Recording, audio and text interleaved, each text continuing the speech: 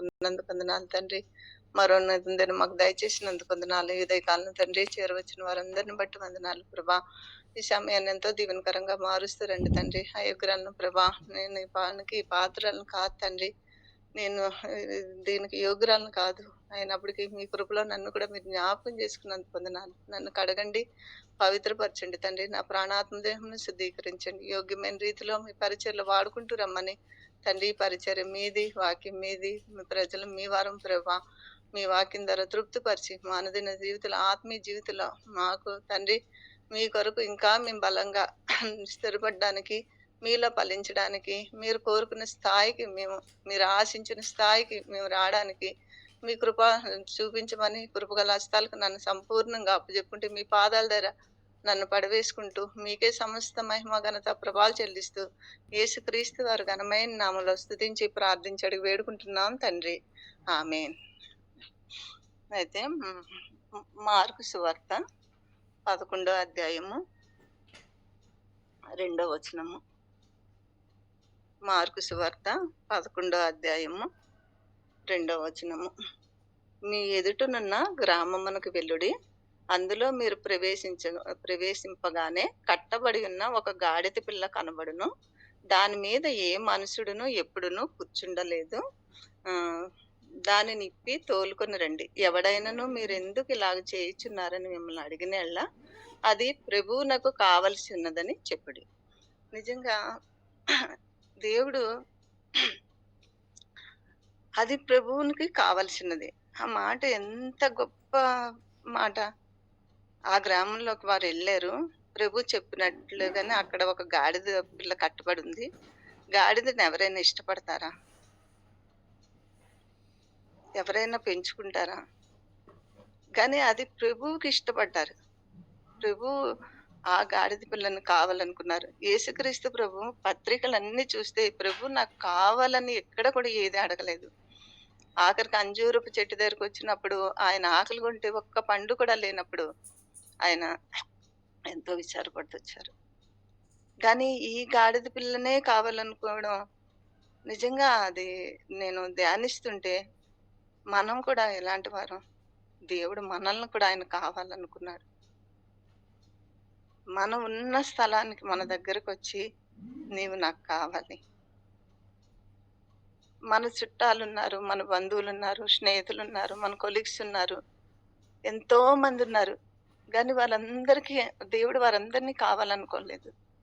మనల్ని పేరు పెట్టి పిలిచి నువ్వు నాకు కావాలి, దానికి అర్హులమైన మనం. ప్రభు ప్రేమ చూడు మన పట్ల ఎంతుందో. నిజంగా నేను ధ్యానిస్తున్నప్పుడు ప్రభు ఎవ్వరూ ఇష్టపడని వారు, ఆ గాడిదని ఎవరు పెంచుకోవడానికి ఇష్టపడిన వారిని, ఆ యజమానుడు కూడా దాన్ని భరించలేక అడిగిన వెంటనే తీసుకుని వెళ్ళిపోండి దీన్ని. అమ్మ దీన్ని భరించలేకపోతున్నాను, ఇది నాకు ఎంతో భారంగా ఉంది, ఇది మీకు కావాలా? అయితే తీసుకొని వెళ్ళిపోండి. అలా ప్రభు కూడా సాతాను బంధకాల్లో ఉన్న మనల్ని, దేవుళ్ళు లేని వారుగా ఉన్న మనల్ని ఆయన మనల్ని కోరుకున్నాడు. నీవు నాకు కావాలి. నిజంగా ఇంత గొప్ప దేవుడు, ఆయన ఎక్కడ ఉన్నత స్థలాల్లో నివసించే దేవుడు, యుగములకు పూజారుడు, ఆకాశ మహాకాశాలు పట్టజాలని గొప్ప దేవుడు, ఆయన మనం ఉండే స్థలంకి వచ్చి, మన ఇంటికి వచ్చి, మన దగ్గరకు వచ్చి నువ్వు నాకు కావాలి, నా బిడ్డగా నువ్వు ఉండాలి, నా బిడ్డగా నిన్ను చేసుకోవడానికి నేను ఇష్టపడుతున్నాను అని ప్రభు మనల్ని కోరుకున్నాడు. కోరుకుని మనం ఎలాంటి వారమంట? 1 కొరింథీ 1:26.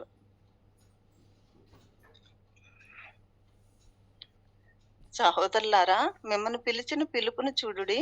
మీలో లోకరీతిని జ్ఞానులైనను, గనులైనను, గొప్ప వంశం వారైనను అనేకులు పిలువబడలేదు. గాని మనం ఎలాంటి వారము? ఎరువారమంట, బలహీనలైన వారము, ఎన్నిక లేని వారము, నీచులము, తృణీకరింపబడిన వారము. ఇలాంటి వాళ్ళని దేవుడు ఏర్పరచుకున్నాడు. నిజంగా మనకు ఏ అర్హత ఉంది ఆయన మనల్ని పిలవడానికి, మనల్ని రక్షించుకోవడానికి? మనలో ఏ అర్హత యోగ్యత లేదు. అయినప్పటికీ ప్రభువుకి మనం కావాలంట. ఆయన ప్రేమ చూడండి ఎంత గొప్ప ప్రేమ. నిజంగా ఎంతో మందికి రక్షణ లేదు. ఎంతో మంది దేవుడు లేని వారుగా జీవిస్తున్నారు. మనల్నయితే దేవుడు కాగల ప్రజలుగా చేశాడు దేవుడు. నిజంగా కట్టబడిన గాడిద, ఎవరో ఇష్టపడిన గాడిద, అందరూ తృణీకరిస్తూ, అందరూ కూడా నాయన అసహించుకుంటూ ఉన్న దాన్ని దేవుడు కోరుకున్నాడు. అలా మనల్ని కూడా ఈ లోకంలో మనల్ని ఎవరైనా ప్రేమిస్తారా? మన కొరకు ఇంత గొప్ప ప్రేమ చూపిస్తారా? ఆయన ప్రేమ ఎంత గొప్ప ప్రేమ. తండ్రి ఉగ్రతకి మనము పాతులము. మనం పాపాన్ని బట్టి తండ్రికి దూరస్తులము. ఒకప్పుడు ఇశ్రాయేలు ప్రజలు నిర్గమకాండం 19లో ప్రభువు ఏమంటాడు? మీరు ఈ 19, 12వ వచనం నుంచి, మీరు ఈ పర్వతం ఎక్కవద్దు, దాని అంచును ముట్టవద్దు. భద్రం సుమి, ఈ పర్వతం ముట్టు ప్రతివానికి మరణ శిక్ష తప్పక విధింపబడవలెను. ఎవడనో చేత్తో దాన్ని ముట్టకూడదు. ముట్టినవాడు రాళ్ళతో కొట్టబడవలెను, లేక పొడవబడవలెను. మనుషుడు గాని మృగము గాని బ్రతకకూడదు. ఊరధ్వని చేయనప్పుడు వారు పర్వతముల ఎద్దుకు రావలను. అంటే అసలు ఆ పర్వతం దగ్గరికి వెళ్ళడానికే అసలు వెళ్తే చనిపోతారు. అటువంటి దేవుడు ఆ ఇశ్రాయేల్ ప్రజలు 20 అధ్యాయము 18కి వచ్చేటప్పటికి ప్రజలందరూ ఆ ఉరుములు మెరుపులు ఆ బూరధ్వనియు ఆ పర్వత ధూమమును చూసి భయపడి తొలగి దూరంగా నిలిచి మోసేతో ఇట్లనిరి, నువ్వు మాతో మాట్లాడము, మేము విందుము. దేవుడు మాతో మాట్లాడిన ఎడల మేము చనిపోతాము. నిజంగా దేవుడికి ఉగ్రతకి మనం పాత్రలము. ఆ ఇశ్రాయేలు ప్రజలను అంత ఐగుప్తు నుంచి విడిపించి ప్రభు వాళ్ళకి దేవుడిగా ఉండాలని ఇష్టపడి ఆ అరణ్యంలో వారిని పోషిస్తూ నడిపిస్తున్నప్పటికీ తండ్రి ఆ పర్వతం దగ్గర వారు రాకూడదు, దాన్ని ముట్టకూడదు. మనం కూడా మన పాపాన్ని బట్టి దూరస్తులమైన మనల్ని ఆ యేసుక్రీస్తు ప్రభువారు తన రక్తం ద్వారా నాయన మన కొరకు ఎంత ఘోర శిక్ష అనుభవించారు ఆ సిలువలో. మన పాపాల కొరకు ఆయన సిలువేయబడ్డారు. ఆయనలో పాపం ఉందా? నీతిమంతుడు, పరిశుద్ధుడు, ఏ పాపం లేని దేవుడు మీ నా కొరకు, మీ కొరకు ఆ సిలువను భరించాల్సి వచ్చింది. ఎందుకని? మోషే ఎలాగైతే ఇశ్రాయేలు ప్రజలకి దేవుడికి మధ్యన ఆయన ఉన్నారో మోషే, అలాగే మనకి దేవుడికి మధ్యన యేసు ప్రభువారు మధ్యవర్తిగా నిల్చున్నారు. ఆయన రక్తం ద్వారా మన పాపాల కొరకు శిక్షను భరించారు. మనల్ని కావాలని అనుకున్నదే కాకుండా ఆయన మన కొరకు భరించారు శిక్షను. మన పాపాల నిమిత్తం సిలువేయబడ్డారు. ఆయన స్వరూపం సొగసును లేకుండా మన కొరకు సమస్తమును కోల్పోవడానికి ఇష్టపడ్డారు. ఎందుకని?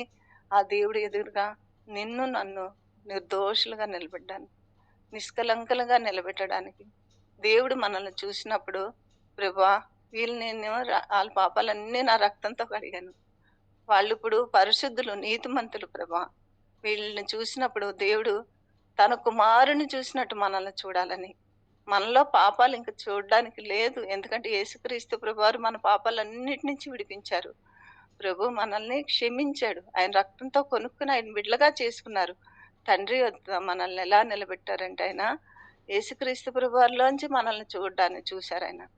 యేసుక్రీస్తు ప్రభువారిని ఎలాగైతే చూస్తున్నారో తండ్రి మనల్ని అలా చూడాలని ఇష్టపడుతున్నారు. అలా దేవుడు యేసుక్రీస్తు ప్రభువారు మనం కావాలనుకుని మనల్ని పిలుచుకొని ఏర్పరచుకొని తండ్రి ఎదురుగా మనల్ని అలా నిలబెట్టారు. అంత గొప్ప రక్షణ మనం ఎలా కొనసాగిస్తున్నాం? అంత రక్షణకు తగినట్లుగా మనం జీవిస్తున్నామా? మన జీవితం ఒక్కసారి ఆ సిలువను ధ్యానిస్తే మనం దానికి అర్హులమేనా? మనిషి ఏ పాటివాడు? యోగ్యత లేనివాడు, ఏ అర్హత లేదు, మట్టివాడు, అంతలో మాయమైపోయి ఆవిరి లాంటివాడు. అలాంటి మానవుడిని దేవుడు పరిశుద్ధుడు ఆ పరమును విడిచి లోకానికి రావాల్సి వచ్చింది. నిన్ను నన్ను దేవుని ఎదుట నిర్దోషులుగా నాయన కనికరింపబడి ధైర్యంతో ఆయన కృపాసనం దగ్గరికి వెళ్ళే కృపనిచ్చారు దేవుడు. తండ్రి అబ్బాను మొరపెట్టి ఆధిక్యతనిచ్చారు.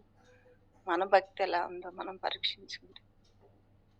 అన్నిలు గుళ్ళకెళ్తారు. వాళ్ళ భక్తి ఎంతవరకు ఉంటుందంటే, ఆ గుడికి వెళ్ళినంత వరకే, బయటకు వచ్చినంత వరకే వాళ్ళ భక్తి ఉంటుంది. తర్వాత వాళ్ళ ఇష్టం ఇచ్చినట్టు జీవిస్తారు. ఇష్టం వచ్చినట్టు మాట్లాడతారు. తింటూ, త్రాగుతూ వాళ్ళు ఇష్టం వచ్చినట్టు. అంటే వాళ్ళకి ఆ భయం లేదు. గానీ మన దేవుడు ఎంత గొప్పవాడు. మనల్ని ఎంత క్రయం చెల్లించి, ఆయన విలువైన రక్తం ఇచ్చి మనకు కొనుక్కున్నారు. మనం ఎలా జీవిస్తున్నాం? ఆయన పిలుపుకు తగినట్లుగా, ఆయన రక్షణకు తగినట్లుగా మనం జీవిస్తున్నామా?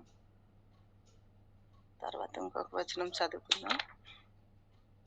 మార్కు 11:7 వారు ఆ గాడిద పిల్లను యేసునొద్దకు తోలుకొని వచ్చి తమ బట్టలు వానిపై వేయగా ఆయన మీద కూర్చుండెను. అనేకులు తమ బట్టలను దారి పొడుగున పరిచిరి. నిజంగా ప్రభువును బట్టి ఆ గాడిద దేవుడు ఒక సేవకుడు వచ్చి అంటాడు, ప్రభువా గాడిదను వాడుకున్న దేవుడు నన్ను కూడా వాడుకో. గాడిదకు స్వరంనిచ్చిన దేవుడు నీ స్వరం నాకు ఇయ్యి ప్రభువా. నిజంగా ఆ గాడిద ఆ ఈదుల్లో వెళ్ళినప్పుడు ఎవరు దాన్ని ఇష్టపడలేదు. ఎవరు కూడా అసహించుకున్నారు, కోపడ్డారు. ఎవరు దగ్గరికి రానివ్వలేదు. గాని ప్రభువును బట్టి గాడిదకి ఘనతొచ్చింది. ఆ పట్టు పరుపులు బట్టలో వీధెమ్మట పరుచుకుంటూ వెళ్తున్నప్పుడు ప్రభువు నడవలేదు. ప్రభువుని ఎక్కించుకొని ఆ ఈదుల్లో గాడిద నడుచుకుంటా వెళ్ళింది. నిజంగా ప్రభువా ఇదే ఈదుల్లో వీళ్ళెవ్వరూ నన్ను ఇష్టపడలేదు తండ్రి. ఎవరు కూడా నన్ను అసహించుకున్నారు, కోపడ్డారు, నన్ను కొట్టారు. గాని ఈరోజు నిన్ను బట్టి నాకు ఘనతొచ్చింది ప్రభువా. ఈ పరుపుల మీద ఇదే ఈదుల్లో నేను నడిచెళ్ళాను. ఈరోజు ఇదే ఈదుల్లో నేను ఈ బట్టల మీద నడిచెళ్తుంటే ప్రభువుని ఎంతగా ఉండొచ్చు. తన జీవితానికి అంత ధన్యత, అంత ఘనతనిచ్చిన ఆ ప్రభువుని ఎంతగా ఆయన కొనియాడి ఉండొచ్చు. ప్రభు వీళ్ళందరూ ఆయన్ని స్తుతిస్తుంటే అది ప్రభు వింటున్నారని కాదు. ఆ గాడిద కట్టబడిన గాడిద ఎవరు ఇష్టపడిన గాడిద. యజమానుడు కూడా వద్దనుకునే దాన్ని. యజమానుడు కూడా పెంచడానికి భారమైన గాడిదని ప్రభువు కోరుకున్నాడు. మన జీవితాలు కూడా దేవుడు ఈ రోజు లేకపోతే మన జీవితాలు ఎలాగుండేది? మనం కూడా లోకంలో నశించిపోయేవాళ్ళం. అంత గొప్ప రక్షణ ఇచ్చారు. ఎంత గొప్ప రక్షణ నిర్లక్ష్యంగా కొనసాగితే దానికి ఆ ప్రభు రక్తానికి ఆ శిలువకు మనం విలువిచ్చే వారంగా ఉన్నామా? మనల్ని ఎలాంటి వారుగా చేశారు దేవుడు? పేతురు పత్రిక 2:9 అయితే మీరు చీకటిలో నుండి ఆశ్చర్యకరమైన తన వెలుగులోనికి మిమ్మల్ని పిలిచిన వాని గుణాతిశయములను ప్రచురం చేయ నిమిత్తము ఏర్పరచబడిన వంశం అంట, రాజులైన యాజక సమూహం అంట, పరిశుద్ధ జనమును, దేవుని సొత్తైన ప్రజలైనై ఉన్నారు. ఒకప్పుడు ప్రజలుగా ఉండక ఇప్పుడు దేవుని ప్రజలైతరి. ఒకప్పుడు కనికరింపబడక ఇప్పుడు కనికరింపబడతరి. ఎంత గొప్ప ధన్యతండి. మన వంశం ఏంటి? మనం ఎలాంటి వాళ్ళు? మనల్ని ఏర్పరచబడిన వంశంలో రాజులైన యాజక సమూహము. నిజంగా అది తలంచుకుండి ధ్యానిస్తే ఎక్కడ వారం ప్రభువా? మాకు ఇంత ఇలువనిచ్చావా తండ్రి? పరిశుద్ధ జనంగా దేవుని సొత్తైన ప్రజలు అంట మనం. ఆయన సొత్తైన ప్రజలు, ఆయన నా ప్రజలు, వీళ్ళు నా బిడ్డలు. వీళ్ళు నేను రక్తం ఇచ్చి కొనుక్కున్నాను. ప్రభువు మనల్ని బట్టి ఎంత సంతోషిస్తున్నాడు. మనల్ని బట్టి, ఆయన్ని బట్టి మనం సంతోషిస్తున్నామా? ఆయన సంతోషకరమైన జీవితం, ఆయన మెచ్చుకునే జీవితం, ఆయన మనల్ని బట్టి నా బిడ్డలు నేను రక్తం ఇచ్చి కొనుక్కున్నాను. నాకు తగినట్లు జీవిస్తున్నారు. నా పిలుపు తగినట్లు జీవిస్తున్నారు. నేను వీళ్ళని లోకం నుంచి వేరుపరుచుకున్నాను. వీళ్ళని ప్రత్యేకించుకున్నాను. వీళ్ళు ప్రత్యేకించబడిన బిడ్డలుగా ఉన్నారు అని మనల్ని బట్టి దేవుడు సంతోషిస్తున్నాడా? ఎంత మనకి ఇలువ ఉందా అసలు? ఆయన బట్టే మనకి ఇలువ వచ్చింది. ఆయన నామంలోనే మన జీవితాలకు ఒక అర్థము మనకు వచ్చింది. లేకపోతే మనం లోకస్తులాగా నిరీక్షణ లేని వారంగా, దేవుడు లేని వారంగా, ఇష్టం వచ్చినట్టు జీవిస్తూ, ఇష్టం వచ్చినట్టు బ్రతుకుతూ లోకంలో నశించిపోయేవారు. కానీ దేవుడు నీవు నాకు కావాలి, మనల్ని పిలుచుకొని, రక్షించుకొని, ఆయన రక్తంతో కొనుక్కొని ఏర్పరచబడిన జనాంగంగా చేసుకున్నాడు. రాజులైన యాజక సమూహంలో చేర్చాడు.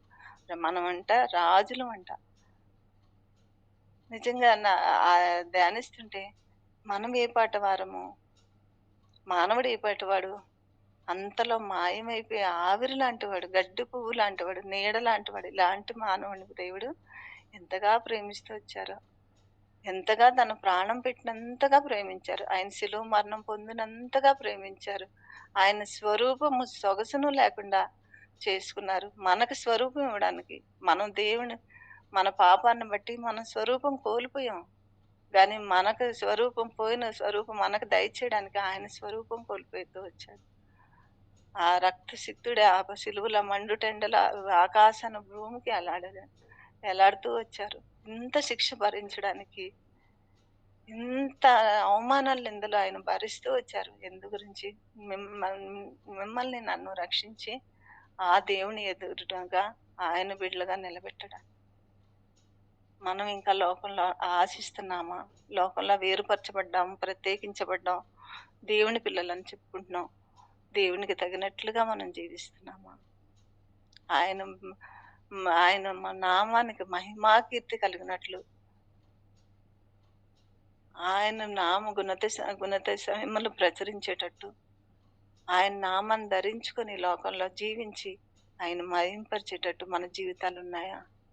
మనం ఒక్కోసారి పరీక్షించుకుంటే, ప్రభా నేను ఎక్కడ తప్పిపోయాను, ఎక్కడ మిమ్మల్ని నామానికి ఘనపరచలేకపోయాను, ఎక్కడ మీకు మహిమ తేలేకపోయాను అన్ని మనం పరీక్షించుకుందాం. మనం మన మన ఒక కుమారుడు తండ్రి ఉంటాడు. తన కుమారుడు ప్రయోజకుడయ్యి వాడు మంచి చదువుకొని మంచి జాబ్ చేసి పెద్దగా పొజిషన్‌లో ఉంటే ఏమని చెప్పుకుంటాడు? ఆ కుమారుడిని బట్టి తండ్రి ఎంతో సంతోషిస్తాడు. ఈయన నా కుమారుడు అని చెప్పుకుంటాడు గర్వంగా. ఈయన ఈయన నా ఈ పొజిషన్‌లో ఉన్నాడు నా కొడుకు, నా కుమారుడని సంతోషిస్తాడు. అదే ఆ కుమారుడే ఇంకో తండ్రి తన కుమారుడు చెడ్డవాడైతే లోక వ్యసనాలకై లోకంలో పడి తండ్రికి అవమానకరంగా జీవిస్తే ఆ కుమారుని బట్టి తండ్రి సంతోషిస్తాడా? దుఃఖపడతాడు. అయ్యో ఇలాంటి కుమారుడిని నేను కన్నానెందుకు? అలా దేవుడు మనల్ని నేను లోకంలో నా బిడ్డలు నేను రక్తం ఇచ్చి కొనుక్కున్నాను. నా బిడ్డలు నాకు తగినట్లుగా జీవిస్తున్నారా? ప్రభు మనల్ని అడిగితే మనం ఎలాగ జీవిస్తున్నాం? ఆయన రాకడ సమీపంగా ఉందని చెప్పుకుంటున్నాం. ఆయన వస్తాడు మనల్ని తీసుకెళ్తాడని అనుకుంటున్నాం. ఆ రోజు ఆ పరలోకంలో ఒక యవనస్తుడిని ఒక సేవకుడు అడిగాడంట. నువ్వు రక్షించబడ్డావంటే రక్షించబడ్డాను. మరి రక్షించబడినప్పుడు ఏంటి లోకంలో అన్ని ఇలాగున్నావంటే, ఈ లోకంలో ఉన్నంతసేపు లోకం అంతా కావాలి. లోకం విడిచాక పరలోకం వెళ్ళాలి. అది సాధ్యమా? ఈ లోకం అనుభవించాలంట, ఈ లోకం విడిచాక పరలోక రాజ్యం కూడా కావాలంట. కాదు. ఈ లోకం మంది కాదు. లోకం నుంచి మనల్ని వేరుపరుచుకున్నారు ఆయన. ప్రత్యేకించుకున్నారు. ప్రత్యేకించబడిన వారంగా మనం ఉండాలి. ఆయన రాకడ ఆ రోజు పరలోకంలో మనం ఎలా ఉండాలని దేవుడి ముందు కోరుకుంటున్నామో, భూమి మీద కూడా ఈ రోజు అదే విధంగా ఉండాలి.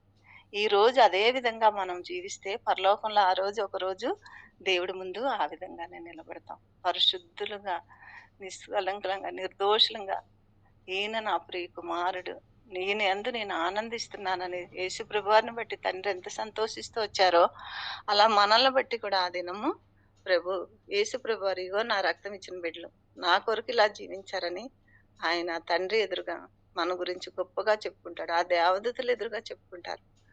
అది గొప్పదనేదా? అది మన జీవితాల్లో విలువైంది. అటు విధంగా మన జీవితాలు ఉన్నాయా? మత్తయి సువార్త లాస్ట్ 25:34 ఏమన్నారు? అప్పుడు రాజు తన కుడి వైపునున్న వారిని చూసి, నా తండ్రి చేత ఆశీర్వదింపబడిన వారలారా, రండి, లోకం పుట్టినది మొదలుకొని మీ కొరకు సిద్ధపరచబడిన రాజ్యమును స్వతంత్రించుకొనుడి. మనకి ఈ లోకంలో కాదు, ఈ లోకంలో ఉన్న వాటిని స్వతంత్రించుకోవడం కాదు. ఆయన రాజు ఎదురుగా ఆ రోజు నిలబడినప్పుడు, నా తండ్రి చేత ఆశీర్వదింపబడిన వారలారా, రండి, లోకం పుట్టినది మొదలుకొని మీ కొరకు సిద్ధపరిచిన ఆ రాజ్యాన్ని మీరు స్వతంత్రించు. దాని కొరకు మనం ఎదురు చూడాలి. దాని కొరకు అనుదినము మనము ఆహ్, ఆయనలో ఫలించే వారంగా, ఆయన రక్తంతో కడగబడి అనే ప్రతి దినము మనం ఎదురు చూడాలి. ఆయన రాజ్యం కొరకు, ఆయన రాకడ కొరకు సిద్ధపడాలి. ఆయన రాకడలో ఎత్తబడాలని మనం అనుకుంటున్నాం. ఆ రోజు ఎంతమంది ఎత్తబడతారు విశ్వాసులు? ఆ గుంపులో మనం ఉంటామా? ఈరోజు పరీక్షించుకొని అట్టి విధంగా దేవుని దగ్గర అనుదినము మనం సిద్ధపడుతూ, ఆయన రాకడలో ఎత్తబడడానికి మనకు మనం అప్పగించుకొని దేవుని కొరకు సజీవ సాక్షులంగా, సజీవ యాగంగా మనం సమర్పించుకొని ఆయన కొరకు జీవించాలని ప్రార్థిద్దాం. ఈ కొద్ది ఈ ఈ చిన్న వాక్యం దేవుడు దీవించును గాక. అందరికీ ప్రైజ్ లార్డ్. థాంక్స్.